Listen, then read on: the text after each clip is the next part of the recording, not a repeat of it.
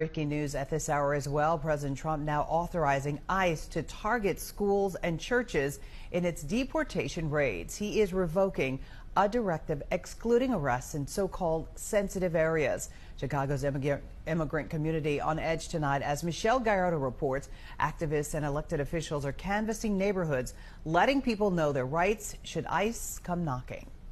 Up and down Cermak Avenue today, business after business prominently displayed the same flyer. Don't open for ICE.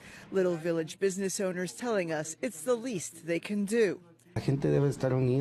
People need to stick together, no matter their immigration status, says Jose Luis Vasquez, who's owned this computer and phone repair shop for 9 years now.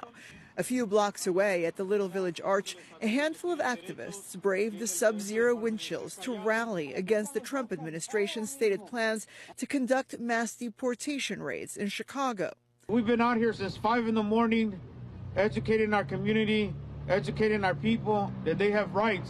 Among those canvassing the neighborhood was 22nd Ward Alderperson Michael Rodriguez, who spent the morning passing out informational flyers, instructing people what to say should ICE come knocking. There was, to be sure, little in terms of foot traffic in Little Village today. And while much of that may very well be related to the cold, there is most certainly fear. The executive director of the Illinois Coalition for Immigrant and Refugee Rights telling us their hotline has been inundated with calls. From January 1st to January 19th, we saw 800 calls. But on January 20th alone, we saw over 400 calls. Border Czar Tom Homan saying in an interview on Fox Business today, the president's been clear, I've been clear, that right out of the gate, we're looking for public safety threats. ICE agents are out there doing that now. Meanwhile, Governor Pritzker saying the number of people initially targeted, those with criminal records, might be much higher than initially believed.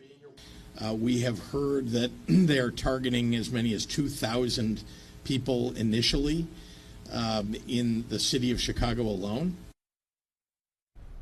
Now, while at least one of those scheduled for today was moved online due to the cold weather, Know Your Rights campaigns appear to be here to stay for the time being, with Pilsen's Perez Elementary School hosting weekly sessions every Tuesday starting next week.